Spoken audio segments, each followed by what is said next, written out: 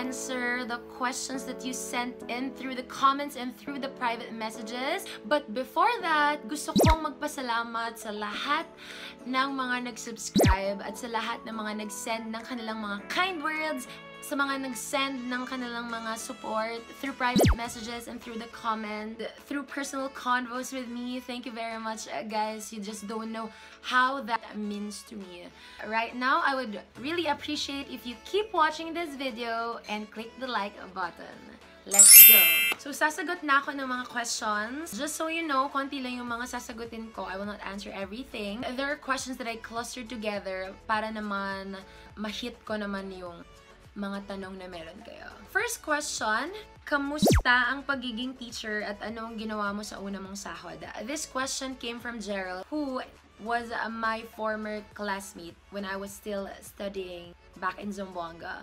Gerald, masaya na mahirap yung buhay ko bilang teacher. Masaya kasi nakaka-inspire everyday gawin yung trabaho mo because you don't only submit requirements, you don't only submit documents, you're always in front of children. Iba yung energy na nabibigay ng mga bata. Kahit na minsan nakakapagod i-manage kasi syempre very dynamic sila. Iba't iba yung personalities. But at the end of the day, magpapasalamat ka pa rin kay Lord na bless ka ng ganong opportunity to touch lives. Naniniwala ko bilang teacher, you are not only teaching but you are touching lives. Mahirap dahil hindi mo lang binibigay yung oras mo. Kailangan mo rin ibigay yung physical self mo kasi nag-e-effort kaming mga teacher to prepare lessons, to prepare materials. Mahirap din dahil sometimes nagagamit yung mga personal time mo na sana gagamitin mo siya to rest, to sleep, or to meet with your friends or to go out on some dates with your family. Pero yun, kailangan mo siyang gamitin para mag-prepare. All in all, wala naman akong pinagsisisihan kasi everyday meron akong reason to wake up with so much hope in my heart na meron na naman akong matututunan sa araw. Ginawa ko sa first sahod ko, I was still in Zamboanga back then. Nagturo ako sa Ateneo de Zamboanga. First sahod, syempre I allotted some amount for my tithes and my offering. Bakit ko yun ginagawa? Kasi I give back what is due to God. Naniniwala ko all these blessings are really from Him. Walang nagmula sa sarili ko. It's just by His grace na nakakapagtrabaho ko ngayon. Kaya binabalik ko pa rin yung kung ano yung para kay Lord. And of course, I treated myself out by going to one of my favorite Mexican restaurant back in Zamboanga, Tacowana. Second question, how does being a teacher affect your private life? And may follow-up pa siya na how do you balance school and private life? Hindi ko naman kinoconsider na sobrang bigat yung work ko as of the moment. I love planning, so I really make sure that in a week, meron pa rin talaga akong me time. Sometimes, I go to the spa, or minsan kumakain ako sa labas, I go to the mall. Most of my time, I also spend it with my church mates. Balancing it is never hard kasi masaya naman ako sa lahat ng mga ginagawa ko. Minsan napapagod lang physically, na-drain physically, but at the end of the day, worth it pa rin lahat. Merong tanong dito, kilala mo pa ba ako? Sansan, yes, kilala ko. Sansan, di ba ikaw yung former student ko when you were still in college? So, thank you for asking.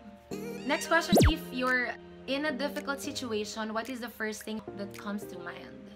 Most of the time, I first resort to praying. Kasi kapag may mga difficult situations, nade-drain ang energy ko. Tahimik na ako o tulog na ako, ibig sabihin, meron ako napagdaan ng difficult situation. Next question. If you're failing in your subjects and you already want to give up, what do you do? Naging student din ako, and kahit ngayon, meron pa rin mga times that I fail in some of the responsibilities I am entrusted with.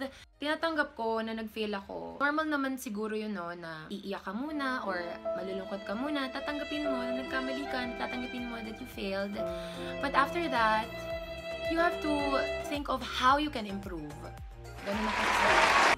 I will accept it and And after that, move on and learn from that failure.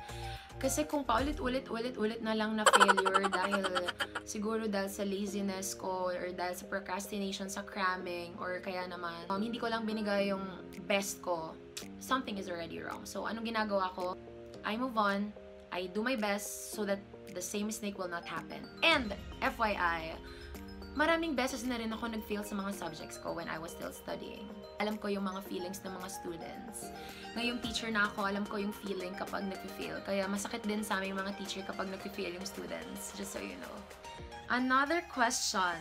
How can you do good in school? Or how to be good in science? May specific question pa. To all the students out there, konti lang yung nabibigyan ng opportunity to really go to school in a very comfortable state. Maraming iba talaga nagsasacrifice sila just for them to be sent to school. Appreciate mo na nasa school ka para kahit gaano ka kapagod, hindi mawawala yung motivation mo to continue learning. And ito, pinaka-importante kasi ginagawa ko to when I was still a student. I really do my best to respect my teachers at all times. Like, never ako naging hard student. I hope teachers, you can comment if merong times na naging hard student ako. Yun, I think it's just best that you always show respect to your teachers because they're also doing their best to teach you. Every time that I don't understand the lesson, nagtatanong ako. I don't stop until I understand it. Yun yung technique. Kapag sinabi natin time to study, talagang time for studying. I put off my phones. Merong time when I was still in high school, pag term test week na, nilalagay ko yung phone ko sa loob ng cabinet ko for a week. So, yun yung motivation ko na after the test, at least makukuha ko siya. Just enjoy. If you will fail, it's part of the process, but always show a growth mindset that failure will never define you because there's always a chance for you to learn and to become better in what you want to do. How will you know that you are in the right path? What can you tell the student teachers who are still discerning the path that they want to take? Lumaki ako sa principle that... Sorry for that noise. Lumaki ako sa principle na in everything you do, you have to consult it to God. Meron nga sinasabi yung friend ko, the safest place is in the will of God. For me, being a teacher is leading you to a right path because it's not only going to help you earn a job, but it's also gonna teach you how to have that sense of responsibility that, hey, I'm a teacher. I'm not only teaching for a living, but I'm teaching because, or I wanna do something for the lives of these students.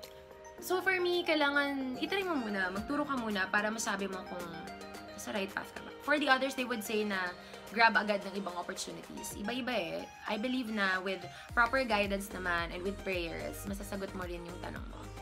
But for now, continue mo lang. Pinupush kita kasi magandang experience na maging teacher. Marami kang matututunan. Kaya kung gusto mong mag-change ng ibang field, at least meron ka ng training na napagdaanan. That was the last question that I will answer for now. Basically, those are just my opinion. Those are based on my experience. Most of my answers are based on my experience and it worked best for me. I don't know if it will work best for you, but my best advice is we all have to pray. If it's your first time to watch my video, kindly click subscribe.